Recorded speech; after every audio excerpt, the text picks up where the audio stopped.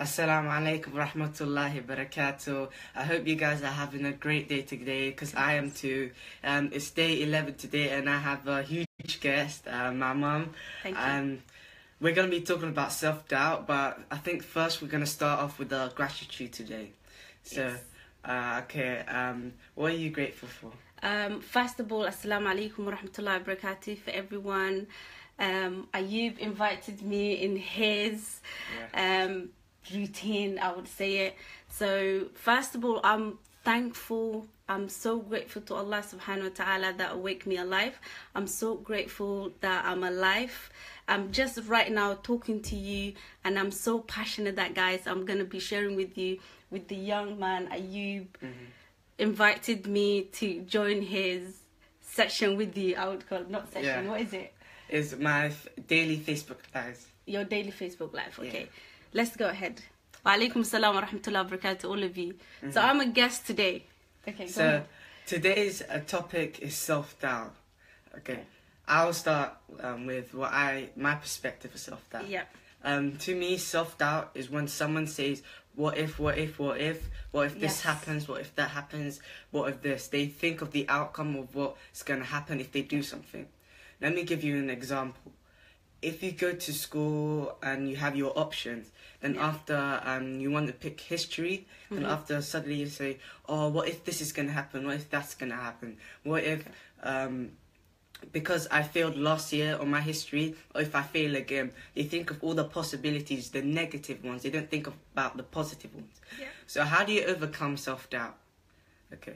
The tip number one is to always face your fear. Okay. Wait. How do you face your fears? If you don't face your fear, no one will face it for you. First, you have to take a leap of faith. You have to look about the outcome of this. You have to take away all the all the negative outcomes and bring out the positive ones. You have to see, if I failed last year, what if I push on again? What if I learn from my mistakes? So that is a leap of faith. Yeah. Okay, mashallah. So for me, my definition is, guys, I would be sharing with you, self-doubt is a big topic, but we're going to be touching a bit. For me, my experience of self-doubt was, I'm not able to do that, I can't do that. And always self-doubt kicks in when you're good at things, when you know that you're good at reading, you're good at writing, you're good at speaking, you're good at working, you're good at planning, but self-doubt kicks in. That's the only time. But self-doubt, it wouldn't kick in when you're doing something really bad, something not good for you. You're lazy, you're sleeping, you're sitting on a couch, you're watching TV, you're on a phone with unnecessary things, you're planning your worst scenario, you're gossiping, you're talking to people nasty way. Self-doubt wouldn't come in, because what you're doing is bad already. So you're not going to have a doubt. But when you're doing something that's beneficial for you, something that can help you, something that you can even help other people, self-doubt kicks in. So for me, when I had self-doubt for the first time, when I was younger, I'm a young mom, alhamdulillah. So when I had my babies, I used to think, how am I going to... I knew that who I am. I knew what I'm capable. I knew what I could do. And I knew that I was good at...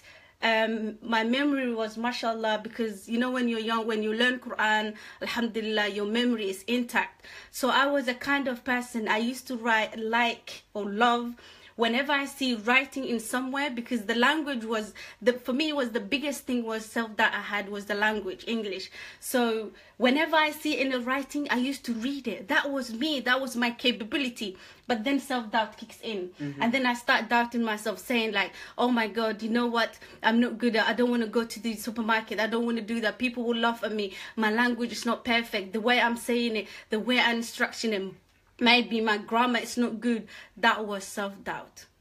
But the way Ayub, you said, face your fear, the day I decided, one thing I did it before I face it, I said enough is enough. I'm not going to be on this shell. I'm not going to be imprisoned because of simple language. I have to come out from that shell. That was my decision. So what is your advice for someone that haven't decided yet?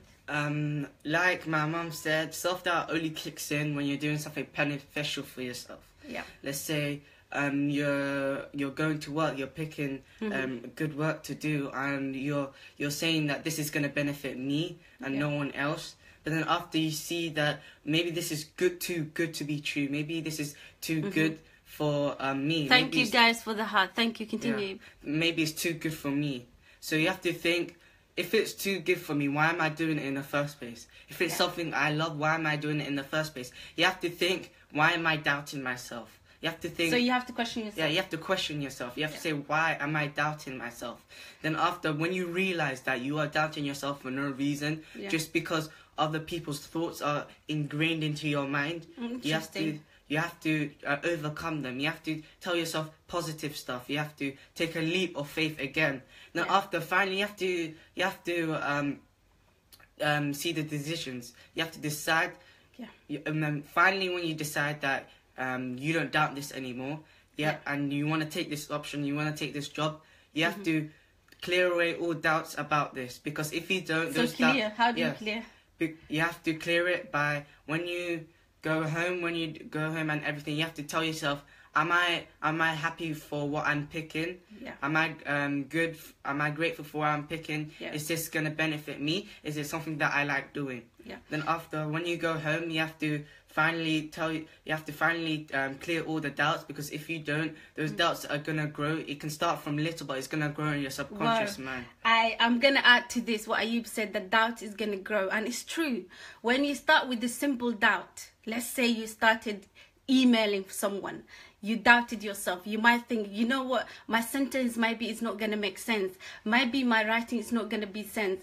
So that is the email, simple email. So, and then you're going to start, maybe my speech is not relevant. Maybe my opinion is not relevant. And then second, third day, you're going to start, maybe the way I dress, maybe the way people see me. And then the fourth, and then fifth, and then the sixth, and then the seventh. So you're going to be doubting yourself more and more. One doubt creates thousands of doubt, because once you doubt yourself, your brain is a superpower. When I said the superpower, because of it looks similarities. It looks a situation that is similar. So let's say the situation of the emailing, and then you're gonna look at the other side. You say, like, you know what, the way I read, the way I present, the way I stand in front of people, the way I talk to people, the way when my friends were sitting down, we crossing our opinions, might be my opinion, it doesn't matter. So all of that, it can create doubt. So for you, my advice to you, because I'm going to go now, my advice to you is, when you find yourself you doubting one thing, remember, you don't want to create a big shell of doubt. So that one doubt, eliminate. The way you eliminate, the way Ayub said that, face your doubt. Number one, decision. I'm going to add it one more. Commit. You have to commit your decision. If you don't commit your decision, if you don't commit to face your fear, remember, it's gonna create 1,000 doubt, and you can't help yourself 1,000 doubt, and that is where it takes you clinically. It takes you anxiety. It takes you fear, and that fear creates exactly anxiety, and then you're gonna start worrying on every single thing that you're doing. If your child goes to school, if you yourself want to enroll new college, if you want to anything. So guys, we're going to have to go now. And thank you so much. I will leave to Ayub to sum up. And then inshallah, I'm going to work. Assalamu alaikum. Muhammad Amin of Somali, please. Muhammad Amin, you can find my walal on my page for my Somali community. I do particular Facebook lives in Somali. You can find it there. It's called For My Somali Community. But this is the personal. It's for everyone that who speaks English, everyone that other language but united in English only. So I want you to let you know that. Assalamu alaikum wa rahmatullahi wa barakatuh.